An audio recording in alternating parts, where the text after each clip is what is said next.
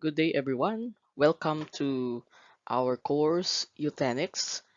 This three-unit course is designed to delve on the image building of a CSU1 as it will focus on the realization of the students of their role in creating a better self-image human person and as a future professional law enforcers fitting enough to the uniform and civilized norms of the society.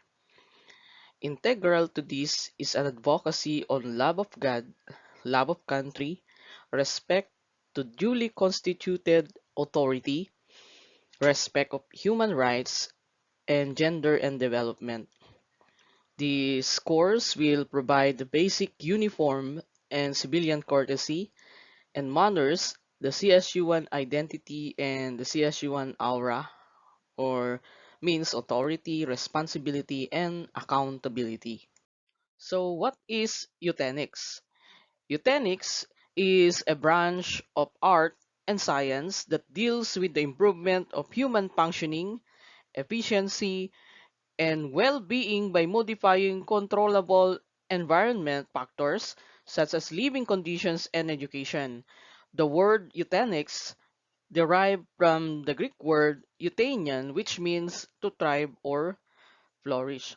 One of the example of eugenics is uh, at present, as we all know, okay, we are having a problem on COVID-19. So in order to improve human functioning, okay, you need to have a vaccine against COVID-19. And of course, if you have health problem like UTI or kidney problem, aside from taking medication, okay, water therapy is another example. Or, okay, eating nutritious foods. Okay, so let's proceed to our next topic, the basic courtesy and manners. Courtesy is a polite behavior and the showing of proper manners, or it is a polite and socially proper act. An example of courtesy is when you shake hands politely when you meet someone. And other examples, okay, saying please, thank you, excuse me, and the like. It's just a matter of respecting yourself and others. Good manners show the best you have to offer and encourage others to be their best. Practicing these manners on a daily basis makes for a better pleasant life. Manners are important to make a good impression on others in everyday life, and they also helps you to feel good about yourself and your identity. In short, practicing basic courtesy and manners is just uh, on how you deal with yourself, okay, and deal with others in your everyday life. These are example of basic manners. Say please, thank you, hello, good morning, and goodbye. Okay, these are so easy, but many take this for granted. Okay, another one is smile and look interested in others. Make eye-to-eye contact and listen. Project a positive, cheerful attitude. Most especially if you are communicating to other person. Be a class act. Okay, demonstrate a well-mannered, appropriate dress. Okay, professional demeanor. Uh, as we always say, okay, that your dress should be acceptable in a particular occasion or place where you will go. Show up to work on time and be punctual, most especially to those working or those who are having their work. For you as students, okay, since we don't have face to face, okay, this can be represented by means of your responsibility in submitting your online activities or joining the online lecture as well. Do what you say you will do, and in time frame you said you would. Okay, you must have a word of honor. Okay, that if you will say you will submit the activity on this particular day, then you should do that. Open doors, meaning that you should avoid discrimination. Okay, regardless of gender. Okay, you should treat people the same or in the same manner. Respect other time, right? As I always say, and one of the reminder I gave you in my online class policy is privacy, especially to us, okay, that you should have your uh, netiquette, okay, netiquette. When we say netiquette, since we are in the online world, okay, netiquette means how uh, will you deal or communicate to your teachers politely, okay? You should know how to greet them. You should know how to say thank you, goodbye, good morning, and others. Offer to assist, okay? Whenever you know that you can assist someone, then you should do that. Compliment others. Give credit when due, okay? So in giving a compliment, okay, that is a way on how you uh, of course, say thank you if somebody will give you a favor or do a favor for you or others. Write thank you notes or even thank you emails. Okay, so in online class, okay, most especially if you are having problem in some of your activities and you have concern, okay, and you wish to chat with your professors or teachers. Okay, at the end of that, when they will answer your concern or they will give you assistance, then don't forget to say thank you. Okay, social graces are skills used to interact politely in social situations. They include manners, etiquette, deportment, or your behavior or your mannerisms, passion, and requirement, or also known as sophistication. Social graces dictate your being mindful of how others perceive you and your actions. Talking or yelling loudly, engaging in inappropriate displays of affection, spitting on sidewalks, littering, playing loud music, swearing, or cutting ahead of others in lines are all discourteous behaviors.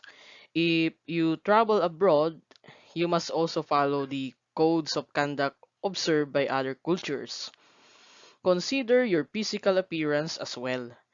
Dressing inappropriately or smelling badly are not the trademark of a well-bred person. Our next topic is etiquette. Etiquette are rules governing socially accepted behavior, the practices and forms prescribed by social convention or by authority. The word etiquette is derived from French, which actually means ticket, your ticket to getting anything in any place you want. It is defined as a good behavior which distinguishes human beings from animals.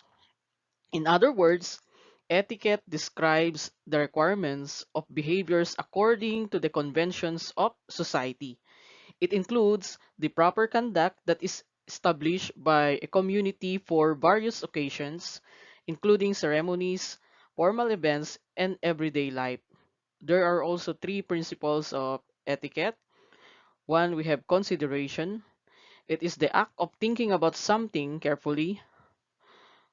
Just like the saying goes, it's not what you say, but how you say. Another one is respect.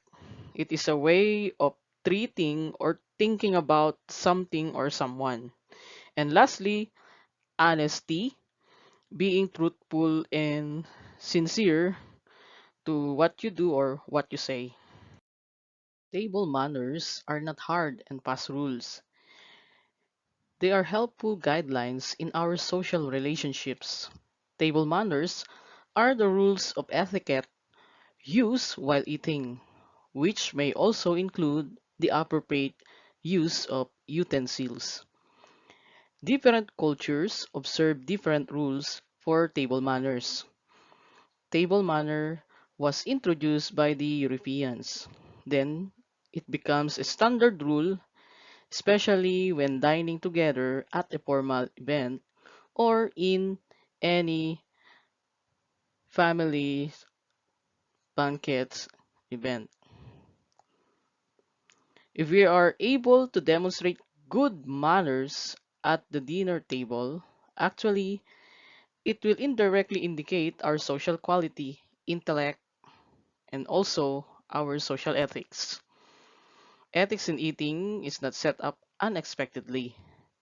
It must be done since the age of children and teenagers. Good basic table manners are important because they ensure that both guests and hosts are comfortable at the table. Table manners are most common, or mostly it is a common sense. It is not only about table manners, it shows your upbringing and that you are civilized person. On the other hand, if you show good table etiquette, others will have a good impression about you. Here are some tips in order to observe table manners. 1. We have observed your host. At a private dinner, observe the host or the hostess and pick up your fork when he or she does. However, if you are at a buffet, you may start when there are others seated at your table. Second, wait for the host to invite you to the table. So you should wait for the invitation of the host or the hostess for you to be seated in the dining table before the meal. So as you can see on the screen, it is an example of informal table setting. An informal table setting has a minimal tableware and it is used for up to a 3-course meal only, while a meal of 6 courses calls for a formal setting. In an informal setting, all the flatware is placed on the table at the same time, while in a formal setting, some pieces may be cleared and also added. Number 3, emulate your host. Put your napkin on your lap when you see them doing so. Match their rate of eating. Assume that your host is always right, unless you can definitely tell that they have bad manners, in which case you may follow another guess. Number 4, use the appropriate cutlery. The correct use of cutlery has a trick. Always use the utensils on the outside first and working your way inward. If there's a spoon on the far right, then this will be for soup. In table manners, it is very important to have proper arrangement of table cutlery. A general rule of table setting is that utensils are placed in the order of use from farthest from the dinner plate, utensils that are used first to closest to the plate, utensils being used last, in an outside in order. A second rule is that forks go to the left of the plate while knives and spoons go to the right. Number 5, be polite. Don't reach across the table. If you can't reach the bread basket or table seasoning, do not reach across the table to fetch it yourself. Instead, you should politely ask someone to pass it to you. Always pass items to the right rather than to the left. If you're not passing a dish to a specific person. Number 6, learn to pass items. Pass the food to the right or counterclockwise, unless the person is sitting next to you. So you can directly pass it to your left, and you can just hand the food to them. This method is a long-standing etiquette tradition, but it also keeps the table passing running smoothly without collisions. Number 7, do not fill your plate with too much food. So take note, in attending parties or social gathering, okay, you can only fill your plate with a food that you can consume, okay, during that particular party. Number 8, place your napkin next to your plate on the table when you wish to leave. So before leaving the dining area or the dining table, make sure that you will arrange your table napkin. Table etiquette is a courtesy shown by good manners at meals. Table manners reflect part of your personality to others. Makes eating a pleasant experience for everyone. Most rules of etiquette involve common sense and consideration of other people. Here are some of the etiquette rules of table manner. We have sit up straight and don't lean your back on the chair or too far forward. Keep your arms near your body and elbows off the table.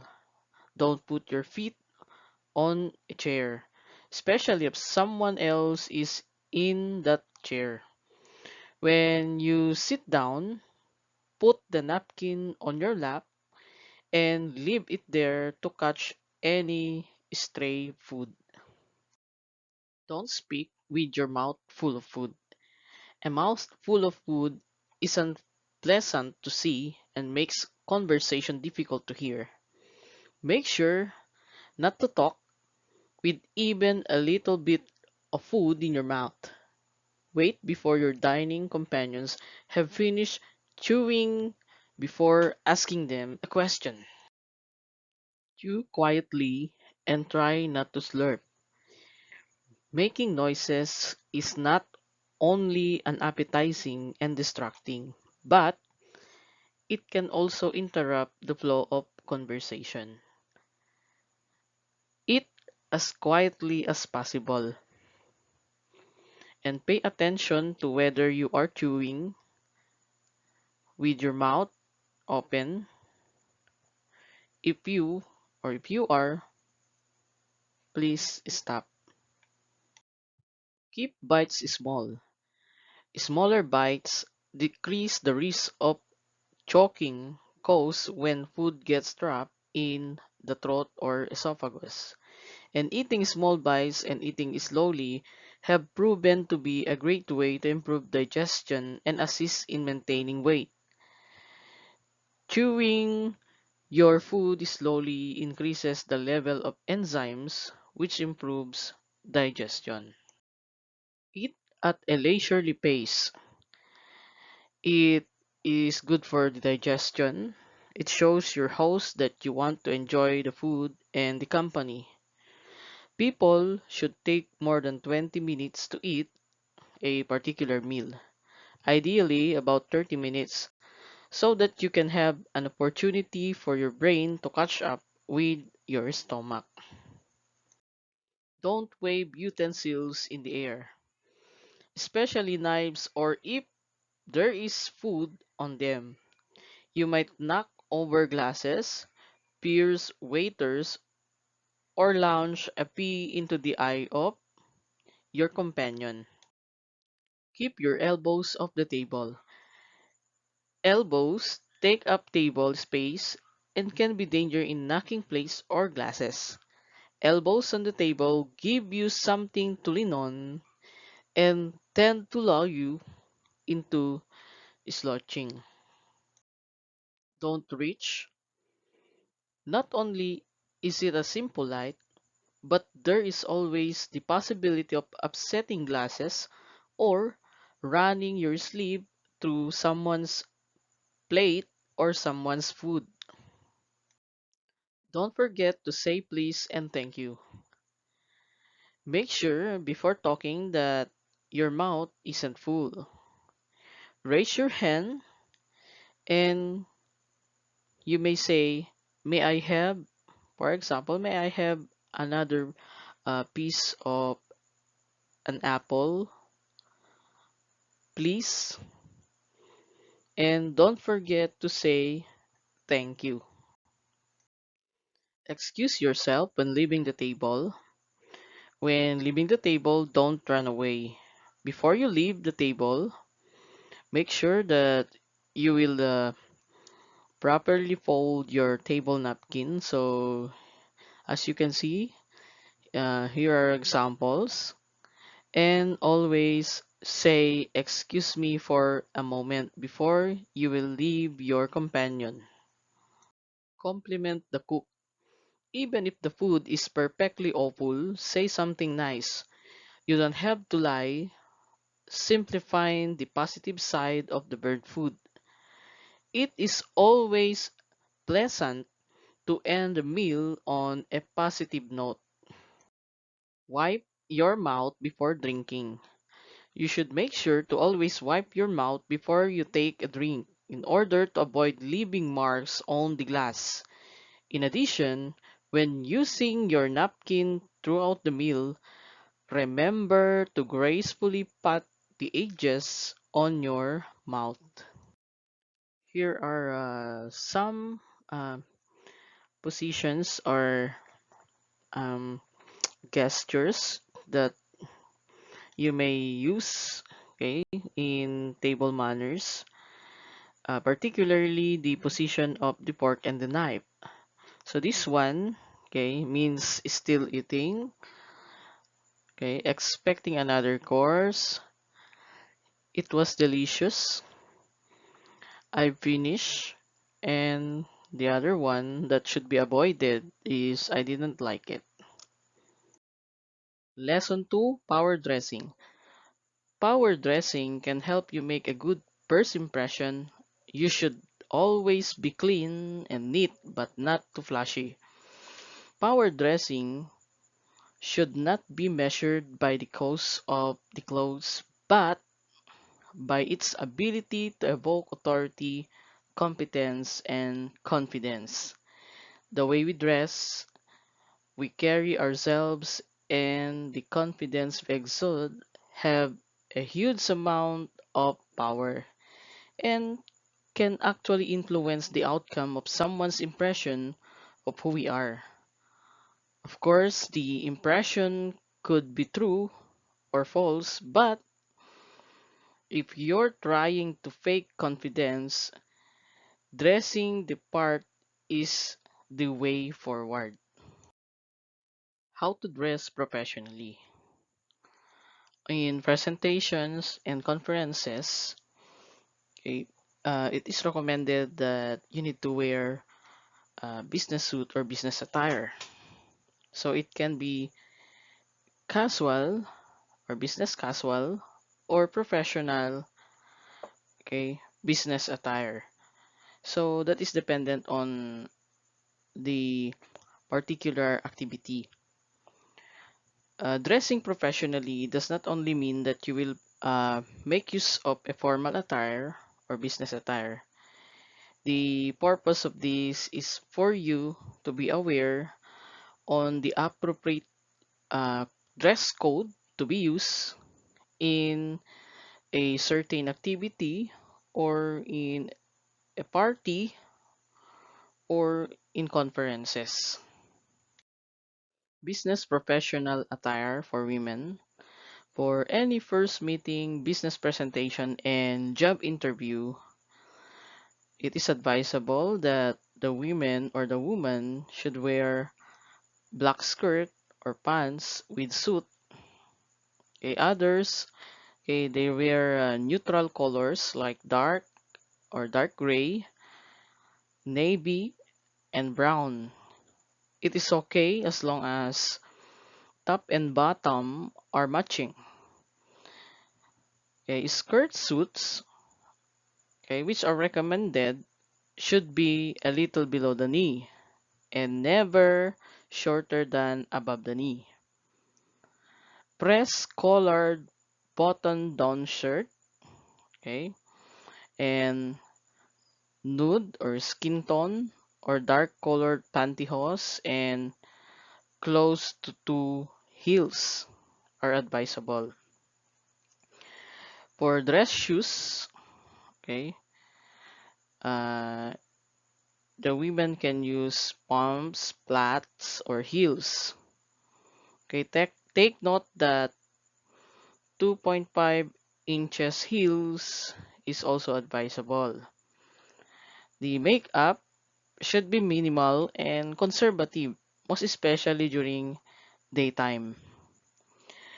No visible tattoos, pale color nail polish, no perfume or body sprays. So it is not allowed to wear perfume during interview.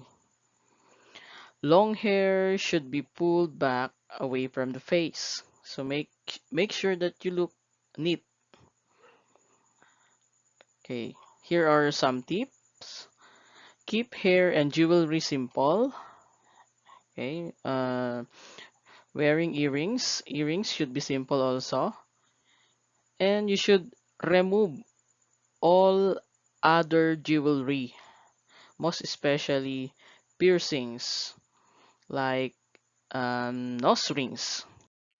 Business professional attire for men during presentation or job interview. It is advisable that the men should wear full suit with matching jacket and pants with black belt. Pressed collared shirt with plain, okay, it can be solid stripe or simple pattern, okay. I'm referring to a tie to be used. Dark leather dress shoes and dark dress socks. The bottom of the tie should just barely cover the interbelt. A tie should never be too long or too short. No cologne, visible tattoos, or piercing. Take note. So, using cologne is not advisable during interview. Light briefcase, okay, or portfolio case. So, for men, okay, they can use light briefcase. Okay, here are some tips. A three-piece suit is acceptable for an interview, but a suit with mismatched pants and jacket is not recommended.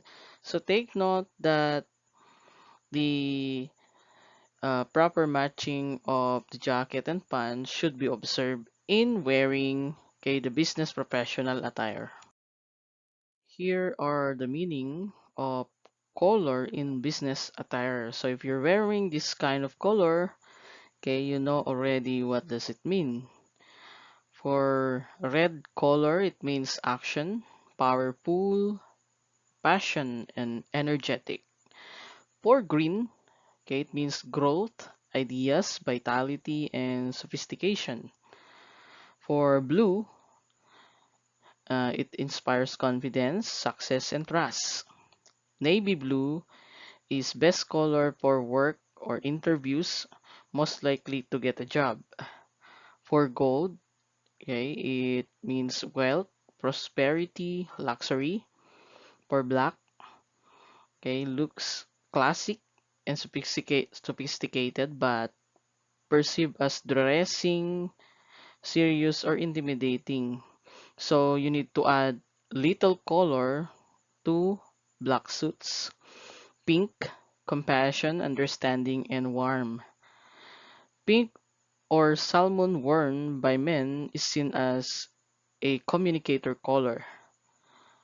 For brown, okay, it is practical and reliable, sometimes perceived as dull. For purple, inventive, creative, intuitive. For dark purple, can be perceived as elegant and projects authority. White, it is clean, pure, innocent, and simple. So these are the meaning of the different colors, particularly on how you will do the matching of colors in power dressing. Thank you so much for listening. I hope so. You learned something on this video.